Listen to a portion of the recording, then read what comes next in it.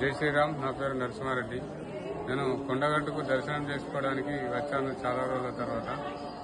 ఈరోజు జరుగుతున్నటువంటి పరిస్థితులు చూస్తూ ఉంటే దారుణం అనిపిస్తూ ఉంది. ఇక్కడ కేశఖండన కోసము 50 రూపాయలు టికెట్ తీసుకుంటున్నాము. ఇది చాలా బాగుంది. దేవాదాయ శాఖకు ఇన్కమ్ కావాలి కాబట్టి, దేవుని కోసం ఇన్కమ్ కావాలి, గుడి నడవాలి కాబట్టి అది మంచిది. కాకపోతే కేశఖండన గుండు తీసుకుంటే అక్కడ నాయన బ్రహ్మను డిమాండ్ చేసేది 100 రూపాయలు డిమాండ్ చేస్తా ఉన్నారు.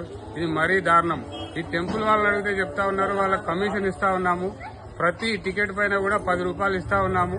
వాళ్ళు డిమాండ్ చేయడం నిజంగా కూడా మాకు కూడా బాధాకరం అని చెప్పి టెంపుల్ వాళ్ళు చెప్తా ఉన్నారు, మేనేజ్మెంట్ వాళ్ళు. మేము దీని సందర్భంగా నేను హైదరాబాద్ లో ఉంటాను. హైదరాబాద్ వెళ్లి దేవాదాయ శాఖ కమిషనర్ గారికి ఇక్కడ నేను లెటర్ ఇవ్వదలుచుకున్నా. మినిస్టర్ గారికి కూడా నేను లెటర్ ఇవ్వదలుచుకున్నా. మినిస్టర్ గారు కూడా కలుస్తా. వీళ్ళ సంగతి ఏందో నిజంగా చెప్పాలంటే లవ్ జిహాద్ ముస్లింలు వీళ్ళందరూ కూడా పక్క హిందువులను ఇబ్బంది పెడతా ఉంటే మన తెలంగాణ రాష్ట్రంలో ముఖ్యంగా కొండగట్టులో హనుమంతుడు మన పుణ్యక్షేత్రం ఇక్కడ చాలా పురాతనమైనది. చాలా మంది కూడా భక్తులు నమ్మకంతో వస్తూ ఉంటారు.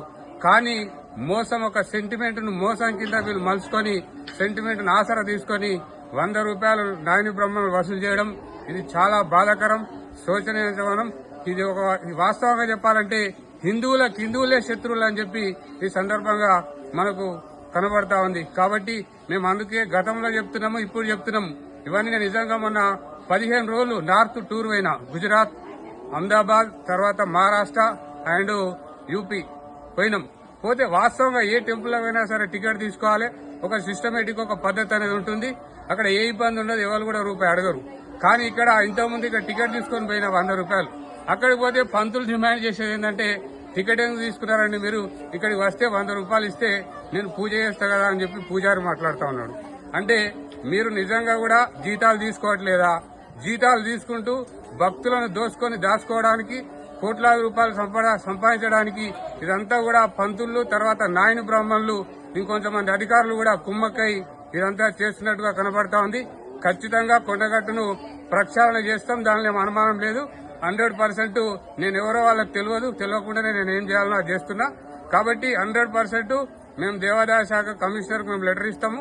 కమిషనర్ ద్వారా వీళ్ళందరినీ కూడా 100% వాళ్ళ వీడియోస్ కూడా నా దగ్గర ఉన్నాయి. ఎవరెవరు ఏమేమి అడిగారో వాళ్ళందరినీ కూడా సస్పెండ్ చేపిస్తాం. 100% ఈ కొండగట్టు హనుమాన్ టెంపుల్ ఎవరైతే అధికారులు ఉన్నారో, ఎవరైతే లంచాలకు పాల్పడి అంటే ముఖ్యంగా భక్తులను అడ్డగోలుగా డిమాండ్ చేస్తున్నారో వాళ్ళని కూడా 100% డిస్మిస్ చేసే ప్రయత్నం చేస్తాము.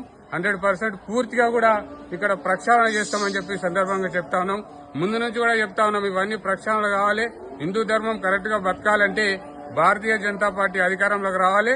మళ్ళా 5 ఏళ్ల తర్వాత, 4.5 ఏళ్ల తర్వాత బరాబర్ భారతీయ జనతా పార్టీ అధికారంలోకి వస్తుంది. తెలంగాణలో మంచి బ్రహ్మాండంగా టెంపుల్ డెవలప్మెంట్ అయితే మంచి. ఒకటే సాలరీ తీసుకుంటున్నారు, సంతోషం. 40,000 50,000 ఫ్రీగా ఏం చేయట్లేదు కదా సేవ. అట్లాంటప్పుడు ఎందుకు డిమాండ్ చేయాలి భక్తులు? ఏదో ప్రేమతోనే 5-10 రూపాయలు అడిగితే ఇస్తే తీసుకుంటే అదొక అర్థం ఉంది. 100 రూపాయలు డిమాండ్ చేయడం ఏంది? నిజంగా కూడా శోచనీయం. 100% ఈ నాయన బ్రాహ్మణులది, ఈ బ్రాహ్మణులది బడపం పడతాము. 100% నేను కమిషనర్ కు నేను ఫిర్యాదు చేస్తా. బరాబర్ మినిస్టర్ గారు కూడా ఫిర్యాదు చేస్తా. Thank you brothers.